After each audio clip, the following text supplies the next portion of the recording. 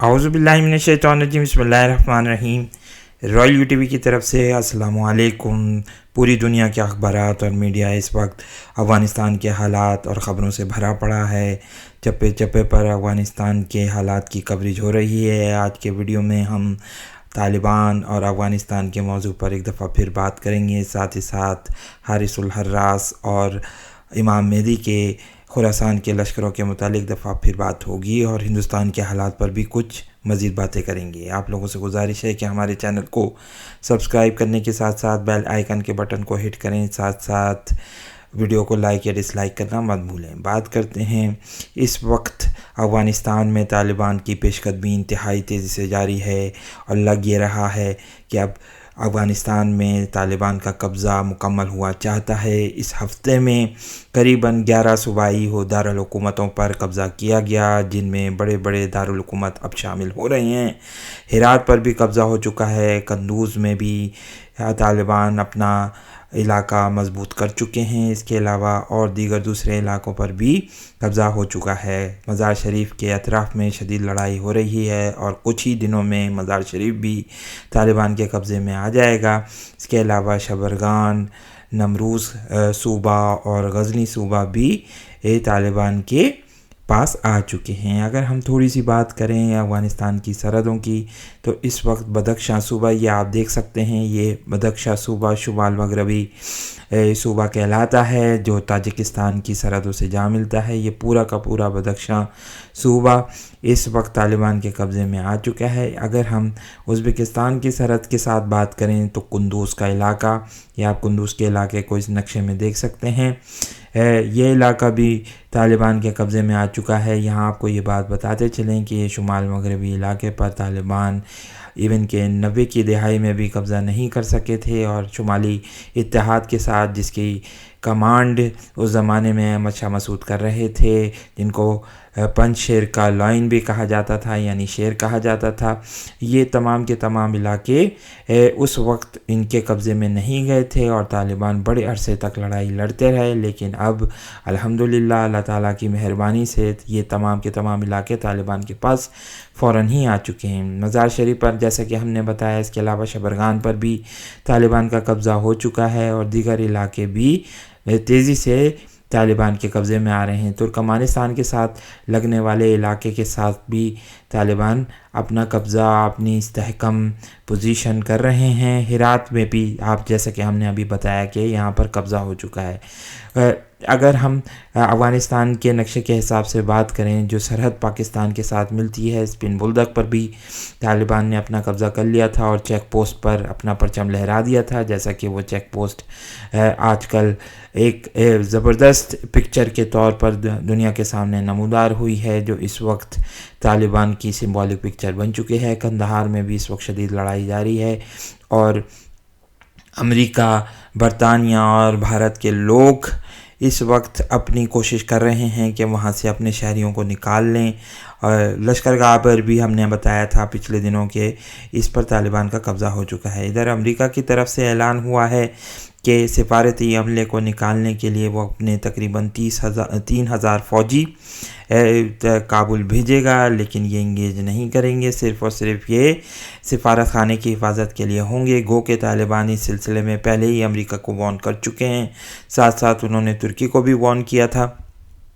کہ کسی صورت بھی کوئی بھی سفارت خانے کے عملے کو بچانے کے لیے بھی اگر فورن ٹروپس بھیجے گئے تو اس کو آکوپیشن فورسز کے طور پر لیا جائے گا، اور ان کا مقابلہ کیا جائے گا۔ تو یہ حالات پیدا ہو رہے ہیں۔ تاریخ کے اعتبار سے اگر ہم بات کریں تو قندوز کے علاقے کا جہاں ہم نے ذکر کیا، وہاں قلعہ جنگ کی بیٹل لڑی گئی تھی۔ اس زمانے میں قندوز میں جب 2001 میں امریکہ نے حملہ کیا تھا تو طالبان کو پے در پے شکستیں ہوئی تھیں، لیکن قلعہ جنگی کے علاقے پر طالبان نے اپنی مزاحمت کو انتہائی مضبوط کیا تھا، اور پھر وہاں پر وہ جنگ دیکھنے میں آئی جو آج سے 1000 سال بعد بھی وہ جنگ جاری اور یاد رکھی جائے گی، جہاں مسلمانوں نے انتہائی بھرپور کوشش سے ان تمام فورسز کا مقابلہ کیا جو اس وقت افغانستان میں فورن آکوپیشن کو مضبوط کر رہے تھے۔ یہاں بڑی بڑی قربانیاں دی گئیں، اور جیسا کہ ہم نے کہا کہ 1000 سال بعد بھی اس جنگ کو جب بھی افغانستان کی تاریخ کا ذکر ہوگا قلعہ جنگی کی تاریخ کو یاد رکھا جائے گا۔ اگر ہم ان حوالوں سے بات کرتے چلیں تو اس وقت طالبان اپنی پوزیشن مستحکم کر رہے ہیں اور خطے کے تمام ممالک بظاہر غور جائزہ لے رہے ہیں کہ ایک کیا حالات پیدا ہونے جا رہے ہیں افغانستان کے۔ یہی وجہ ہے کہ پچھلے دنوں یہ باتیں سننے میں آئیں کہ طالبان کے جتنے بھی ریاستی ممالک ہیں، جو پڑوسی ممالک ہیں، وہ اس وقت یہ کہہ رہے ہیں کہ یہ آگے بڑھ سکتی ہے یہ لڑائی اور سرحدوں سے باہر بھی پھیل سکتی ہے۔ یہی وہ وجوہات تھیں جس کی بنیاد پر ازبکستان، تاجکستان اور ترکمانستان کے ساتھ روس نے فوجی مشقیں کی ہیں، اور وہ یہ اینٹیسپیٹ کر رہے ہیں کہ شاید یہ لڑائی ان تک پہنچے گی، اس لیے وہ مقابلہ کرنے کے لیے تیار ہیں۔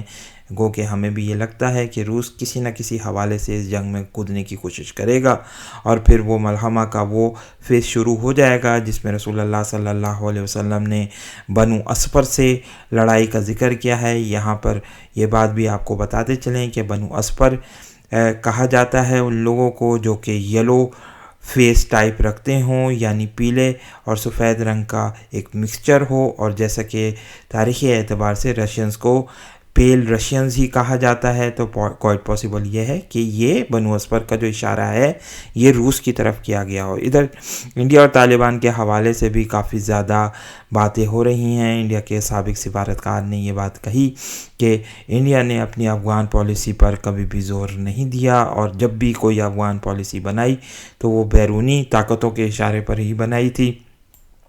اور کبھی بھی انہوں نے طالبان کے ساتھ انگیج کرنے پر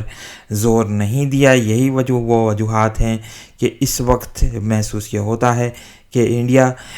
سفارتی تنہائی کا بدترین شکار ہوتا جا رہا ہے، جہاں وہ ایک طرف تو اشرف غنی کی حکومت کو سپورٹ کر رہا ہے، لیکن ساتھ ساتھ طالبان کی بڑھتی ہوئی قوت سے خائف ہے۔ اور تاریخی حوالوں سے اگر دیکھا جائے تو حضرت شاہ ولی اللہ کا ذکر کرنا اس ضمن میں ہم ضروری سمجھتے ہیں، کیونکہ آپ ہی وہ شخصیت تھے جب ہندوستانی مسلمانوں پر ظلم ہو رہا تھا تو آپ نے ہی افغانیوں کو دعوت دی تھی، احمد شاہ ابدالی کو دعوت دی تھی کہ آپ آئیں اور مراٹھا لوگوں سے مقابلہ کریں۔ تو یہاں یہ سوال پیدا ہوتا ہے کہ کیا آج جو ہندوستان میں مسلمانوں کا حالات درپیش ہیں، کیا مولانا سید سلمان ندوی اور دیگر دوسرے بڑے علماء وہ کردار ادا کریں گے؟ خاص طور پر ہم یہاں پر مولانا سجاد نعمانی کی بھی بات کریں گے، جو کہ یہ دو مشہور اسکالرز جو انڈیا کے اس وقت چوٹی کے علماء ہیں۔ کیا یہ حضرت شاہ ولی اللہ رحمہ اللہ علیہ کا کردار نبھائیں گے جب آپ نے افغانی مسلمانوں سے اپیل کری تھی کہ مسلمانوں پر ہونے والے تشدد اور ظلم کو نجات دلانے کے لیے اور مراٹھوں پر حملہ کرنے کے لیے افغانستان سے تشریف لائیں؟ تو آج کیا علماء وہی کردار نبھائیں گے جو حضرت شاہ ولی اللہ نے نبھایا تھا؟ آئیے اب ان حدیث کی طرف آتے ہیں جس میں رسول اللہ صلی اللہ علیہ وسلم نے افغانستان اور براء النہر سے نکلنے والے لشکروں کی پیشن گوئی کی ہے۔ پھر تھوڑی سی بات کریں گے منصور کا یہ جو ایک کردار رسول اللہ صلی اللہ علیہ وسلم کی اس حدیث میں بیان ہوتا ہے، اس سے کیا مراد ہو سکتی ہے؟ ہمیں یہ لگتا ہے کہ یہ کرپٹڈ میسج ہے رسول اللہ صلی اللہ علیہ وسلم کی اس حدیث میں، اور اشارہ کیا گیا ہے دو گروہوں کے متعلق، جس میں ایک گروہ تو افغانستان سے تعلق رکھتا ہے اور دوسرا گروہ بنیادی طور پر ان لوگوں کا ہے، ان عرب مجاہدین کا ہے جو کہ 1979 میں ہونے والے افغان جہاد میں شرکت کے لیے عرب کے دیگر علاقوں سے آئے تھے، خاص طور پر مصر اور ایسٹرن لیبیا کی بات کریں گے۔ آئیے پہلے اس حدیث کو پڑھتے ہیں اور پھر اس بات کی طرف آتے ہیں جس کا ذکر ہم ابھی کرنا ضروری سمجھتے ہیں۔ حضرت علی رضی اللہ تعالیٰ عنہ کہتے ہیں کہ رسول اللہ صلی اللہ علیہ وسلم نے فرمایا ہے، ایک شخص ان شہروں میں جو نہر کے پیچھے واقع ہیں ظاہر ہوگا، اس کا نام حارث الحراس ہوگا، اس کی فوج کے اگلے حصے پر ایک شخص ہوگا جس کا نام منصور ہوگا۔ یہ حارث محمد صلی اللہ علیہ وسلم کی اولاد کو جگہ یا ٹھکانہ دے گا، جس طرح کہ قریش کے ان لوگوں نے جو ایمان لے آئے تھے محمد صلی اللہ علیہ وسلم کو ٹھکانہ دیا تھا، اور مسلمان پر اس شخص کی مدد واجب ہے۔ کیا یہ حارث الحراس افغان طالبان ہیں؟ ہمیں لگتا ہے کہ یہ شاید وہی ہیں جس کی طرف رسول اللہ صلی اللہ علیہ وسلم نے اشارہ کیا ہے۔ اور پھر منصور کی بھی بات کی گئی۔ یہاں پر آپ کو یہ بات بتاتے چلیں کہ منصور بہت ٹپیکل عربک نیم ہے، اور شاید اس سے وہ اشارہ وہ ان عرب مجاہدین کی طرف ہو جو ایسٹرن لیبیا سے، جو ایک زمانے میں قذافی کے خلاف بھی لڑتے رہے اور پھر ایجپٹ کے علاقوں سے بھی افغانستان کے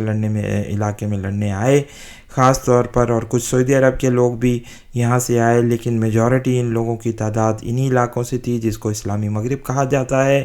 تو اب سوال یہ پیدا ہوتا ہے کہ کیا حضرت امام مہدی علیہ السلام کا لشکر تیار ہو چکا ہے، اور خراسان سے آنے والے جھنڈے کیا اب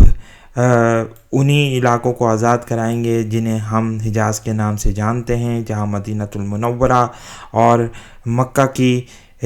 شہر واقع ہیں، مسلمانوں کے مقدس مقامات واقع ہیں۔ اللہ تعالیٰ سے دعا ہے کہ اللہ تعالیٰ ان تمام لشکروں کو کامیاب کرے، اور اس وقت جو حالات پیدا ہو رہے ہیں، جس طریقے سے مغربی میڈیا پروپیگنڈا کرتا ہوا نظر آ رہا ہے طالبان کے خلاف، اور جب بھی آپ دیکھیں مغربی میڈیا صبح شام اس وقت شدید قسم کے فیک نیوز اور دیگر دوسری چیزوں کو پھیلا رہا ہے تاکہ افغانستان پر ایک نئے حملے کی راہ ہموار ہو سکے۔ حالات تیزی سے بدل رہے ہیں، اب دیکھنا یہ ہوگا کہ 9/11 کے واقعات کے بعد کیا افغانستان کے حالات میں امن آئے گا، اور پھر انشاءاللہ افغانستان میں ایک اسلامی حکومت کے قیام کے بعد اس کے پڑوسی ممالک کے ساتھ بھی تعلقات بہتر ہوں گے۔ پاکستان کی حکومت سے بھی یہ اپیل ہے کہ وہ طالبان کے ساتھ مذاکرات کرنے کی کوشش کریں تاکہ پاکستان میں بھی امن لایا جا سکے، اور پھر دونوں ممالک ایک اچھی دوستی کی راہ پر گامزن ہو سکیں۔ آمین ثم آمین۔